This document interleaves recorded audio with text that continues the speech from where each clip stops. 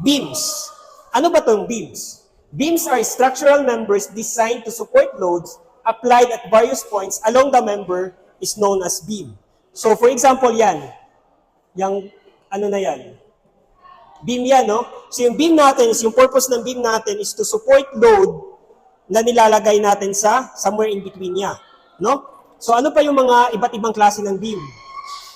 Yung sa ano natin, sa trusses natin, no? Yung mga nilalagay natin sa base, yung sa mga tulay, sa ilalim ng tulay natin, no? So yan yung mga beam natin. And then iba't iba yung klase ng beam. So for example, yung concrete na yan, yung cross-section niya is rectangular. So that cross-section na rectangular, tatawagin natin yan siya as rectangular beam, no? So meron tayong iba't ibang klase ng beam. Meron tayong tinatawag na I-beam din, no? Kung hahatiin natin yung beam na yan, yung cross-section niya would somehow look like a letter I. In designing a beam, meron tayong dalawang kailangan, no?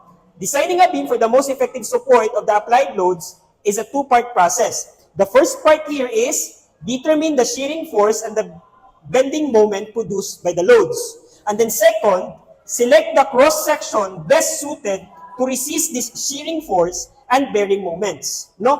So dalawa yung approach natin dito kung mag-design daw tayo ng beam. The first part is we should know ano yung value ng bending moment at saka shearing force natin dyan, no? Kasi sa 164, yung stress natin is just force over area, no? Force over area. Yung force natin dito, somehow yung in-apply natin sa beam is a shearing force, no? Kung malalaman mo kung ano yung, di ba, yung nasolve natin kanina, ano yung sabi ko, sa beam natin is, at every point, iba-iba yung shearing natin. Kung mahahanap mo yung pinakamalaking shearing at that point yung unang mag-fail. Bakit? Kasi kung makuha mo yung shearing force na maximum dyan, and then alam mo that the stress is directly proportional to the force, ibig sabihin, kung makuha mo kung nasa ang point yung pinakamalaki yung force, ibig sabihin, dyan yung pinakamalaking stress. Kung dyan yung pinakamalaking stress, dyan na point, unang ma-fail yung beam natin. No? So, ayan lang. So, for this topic, sa ENS 164 na to. No? So, di ba, two parts? The first part here is ENS 161. The second part ng pag-solve natin dito na i-insert si ENS 164. No? So, at this part, dito na malalaman kung ano yung klaseng beam na standard na gagamitin mo. I-beam ba, rectangular beam ba, or anong mga beam? No? Nakatabulate yan sa 164. So, since 161 pa tayo, dito muna tayo, no? Sa first part. So, paano natin yan i-solve? Dalawa yung approach, no? So, first approach natin, ito muna.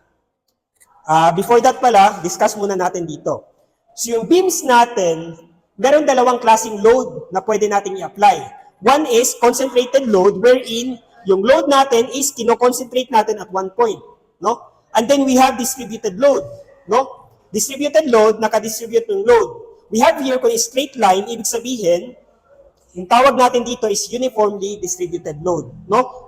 Kung sasabihin sa problem that a uniformly distributed load is applied at that point, at that segment, yung ibig sabihin niya dito is yung load is a straight line, no? And then we have here, ayan, pag ganito. So we have concentrated and distributed load. How about mga beams natin, application, no? We have 4 trusses or roof support. For example, ito siya, no? So iba't ibang klaseng beam.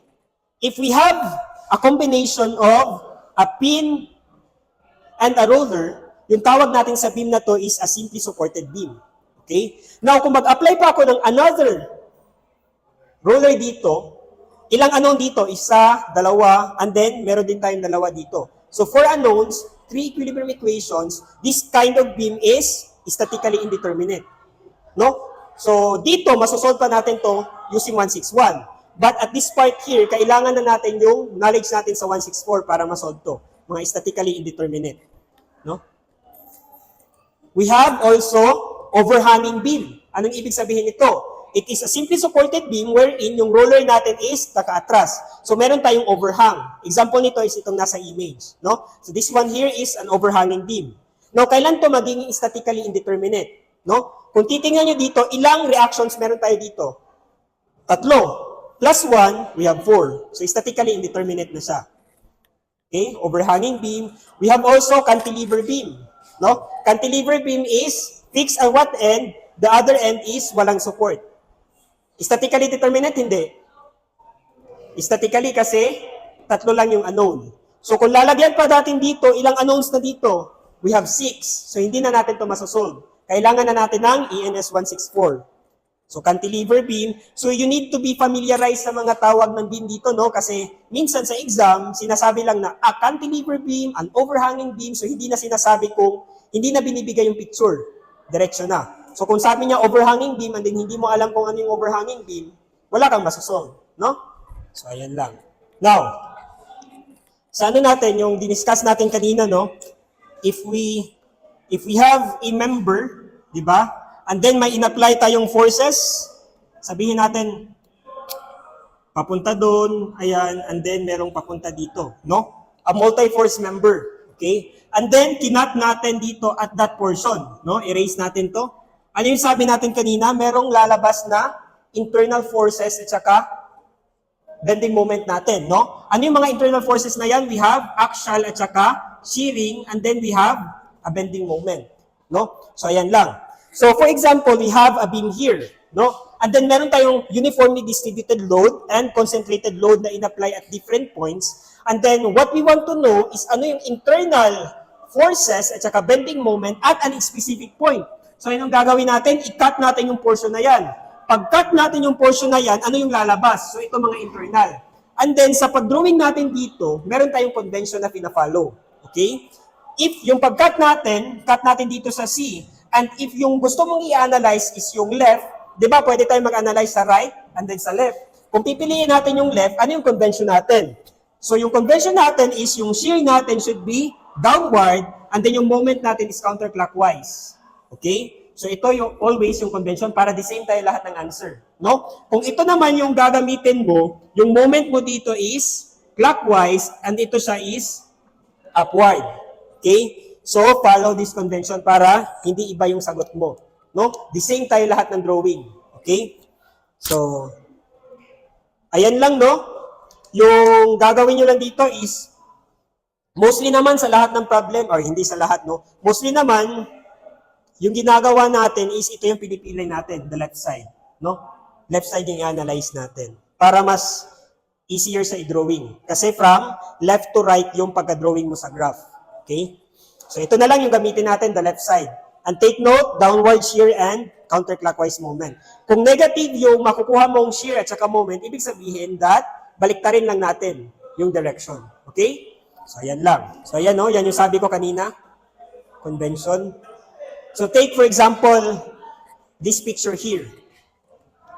So assuming that we have a known load applied at the very center, P. Very center P, no? So ibig sabihin, the reactions of the support equal sila, no? 1/2 P, 1/2 P, no? So assuming ito na yung image natin, ito yung reaction.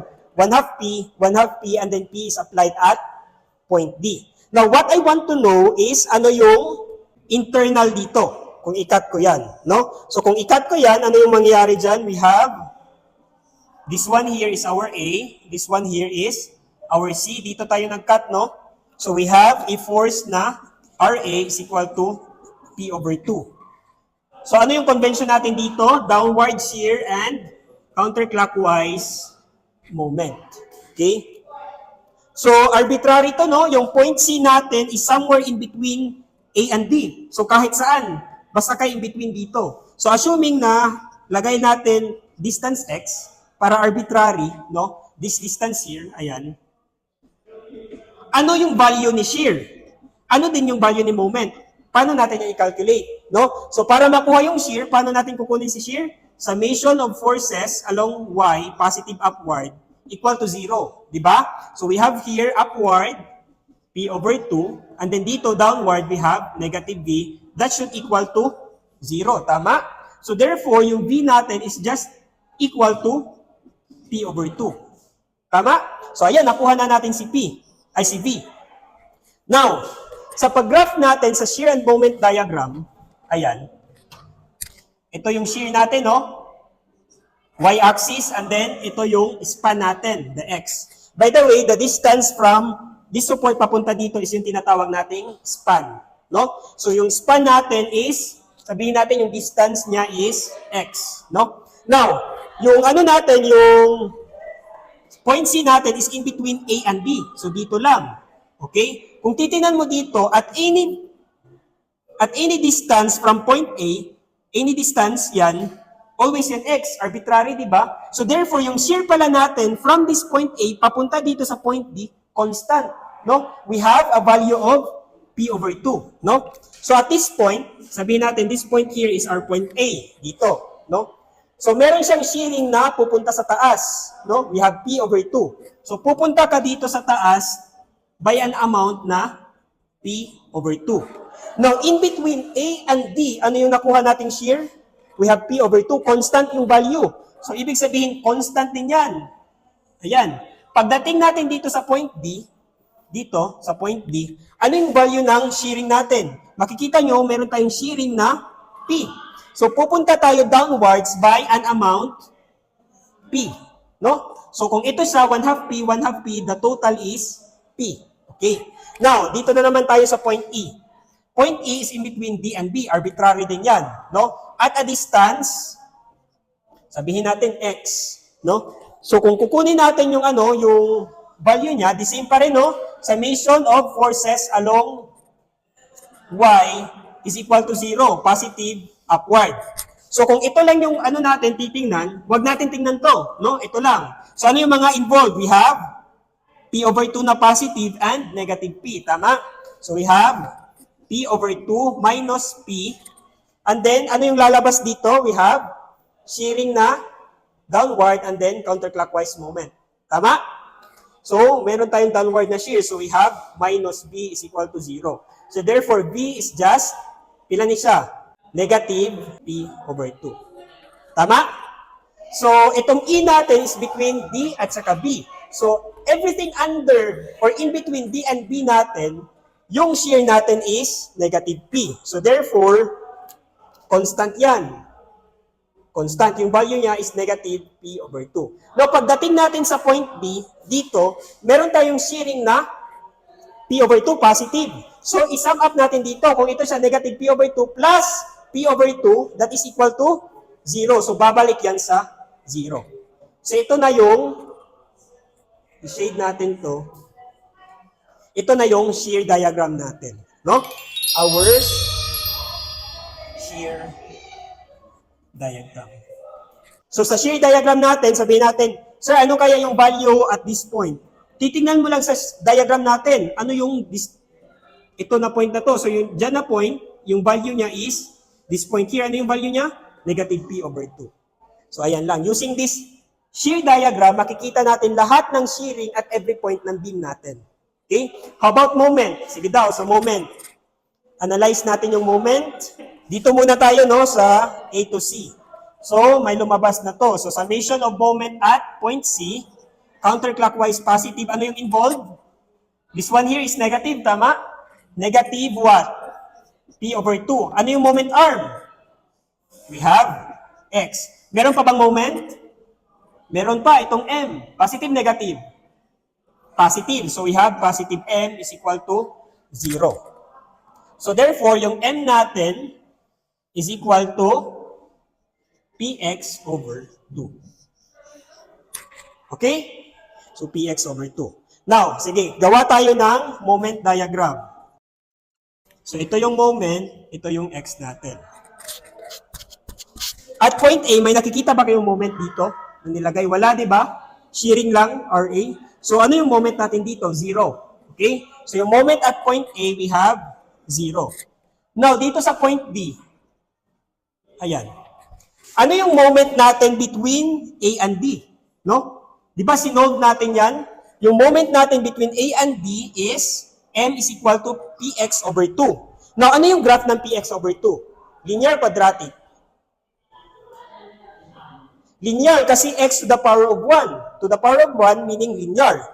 So, kung linear yan, ano yung kailangan natin? We need only 2 points in order na makakreate ng line. No? So, ano yung mga point natin na pipiliin? So, we have M at x is equal to 0 and M at x is equal to A to D man yan. So, from 0 to D. Ano yung x natin sa D? We have L over 2. So, we have L over 2. So, ayan. Substitute lang natin, no? we have P times 0 over 2. This is 0. Ito naman, P times, ano yung X natin? L over 2 over 2 natin. So this one here is PL over 4. Tama? So at X is equal to 0, moment daw is 0. At X is equal to L over 2, at this point here, yung moment natin is PL over 4. So somewhere, positive, di ba? So somewhere dito. Sabihin natin this one here is PL over 4. Over 4. Now, ano ulit yung sabi nyo? Ano yung graph nito? Linear. So ibig sabihin,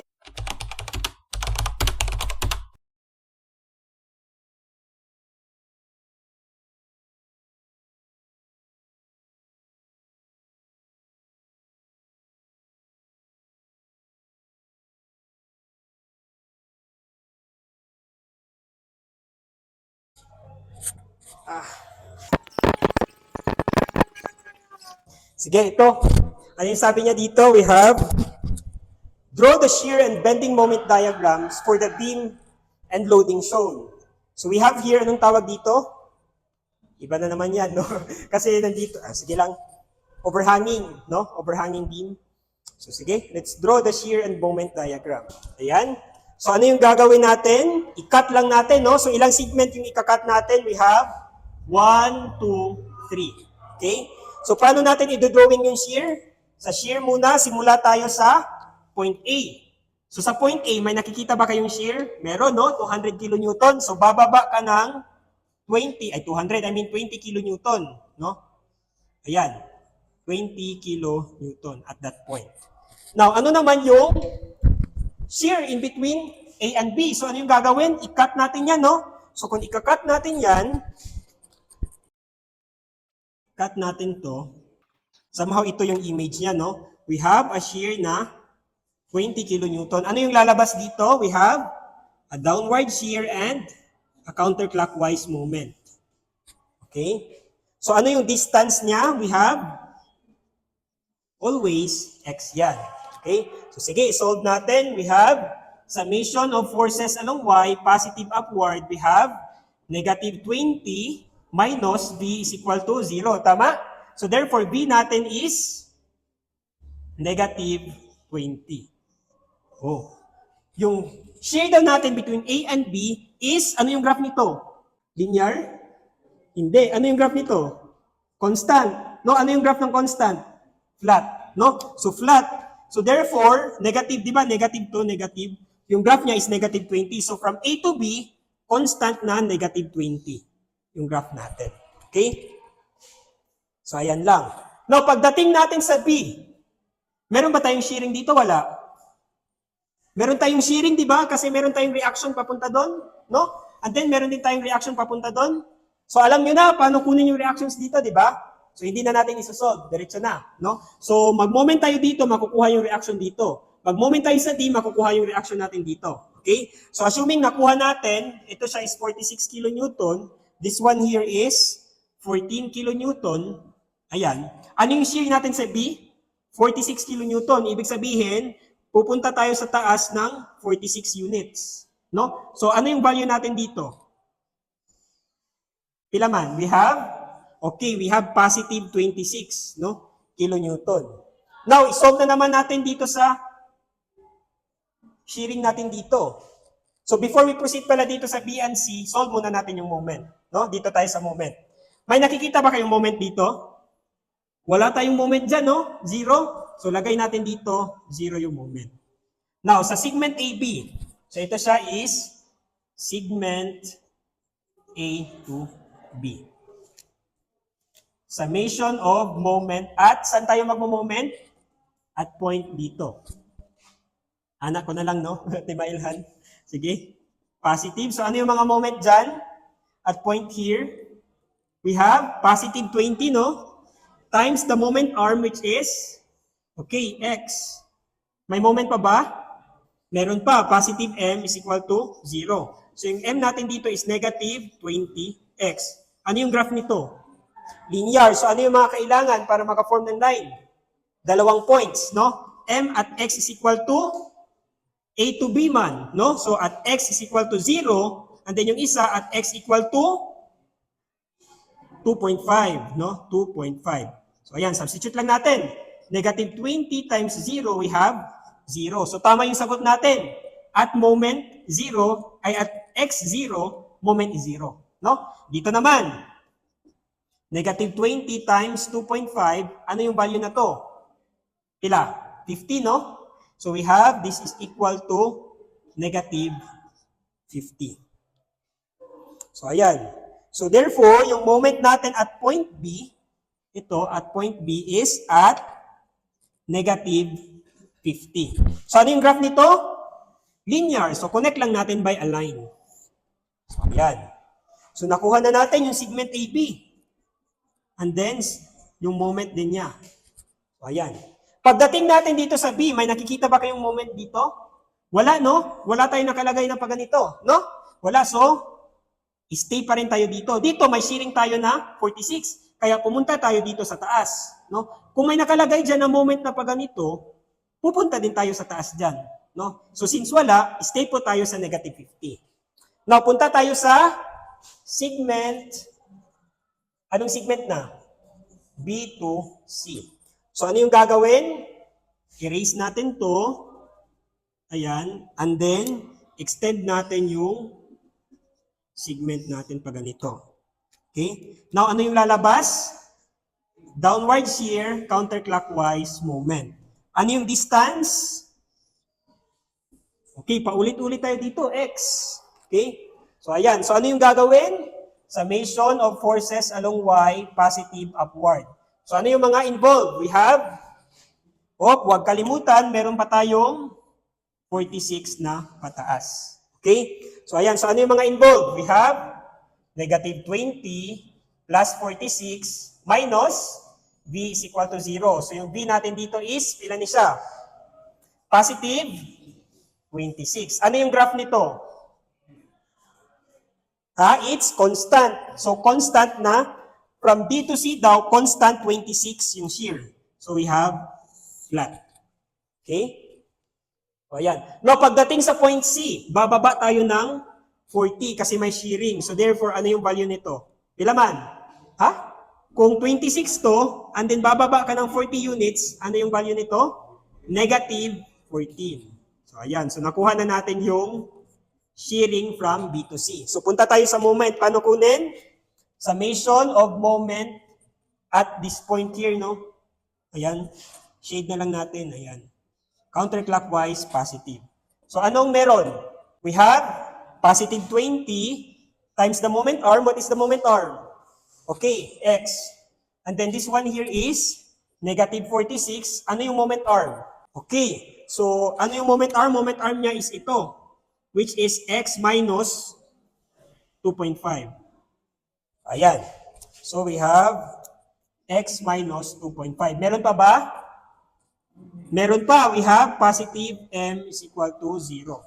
So, ano yung moment natin dito? Moment is just 46. Ay, pila ni? X minus 2.5. Pakalki daw. Ay, wait lang. 46, this is 26, no? And it's positive. So, 26x. How about this one? Pila ni siya? 115? So, 115 negative, no? Negative. So, ayan lang. Anong sabi nyo? Negative times negative, positive. I-transpose natin sa kabila, magiging negative. Okay? So, ano yung graph nito? Linear. Ano yung kailangan? 2 points. So, mx at, ano yung value ng x? Pinakauna. That is, from B to C tayo, that is from 2.5 to 5.5. No? So, yung first x is 2.5. Yung second x is 5.5. So, isolve natin to. We have 26 times 2.5 minus 115. And then dito is 26 times 5.5 minus 115. Pwede pa solve? Pila ni? Ito is negative 50. Ito, pila? Okay, 28. At x is equal to 2.5, ito siya, Yung makuha daw natin is negative 50. So the same, stay put lang.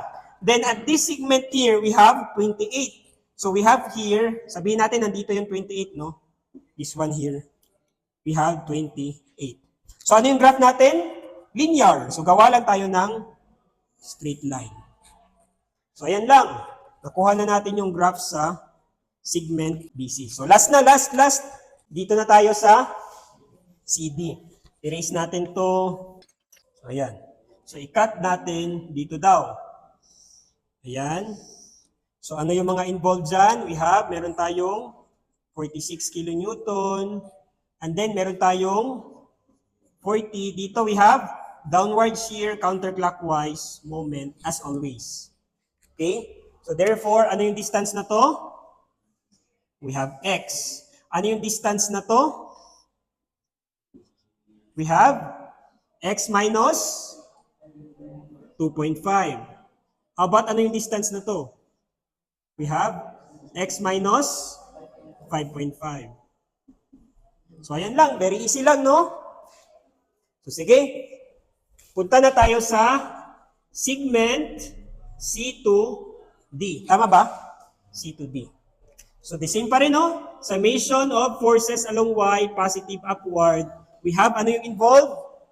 Negative 20, positive 46, minus 40, minus V is equal to 0. So V is equal to, ilan eh?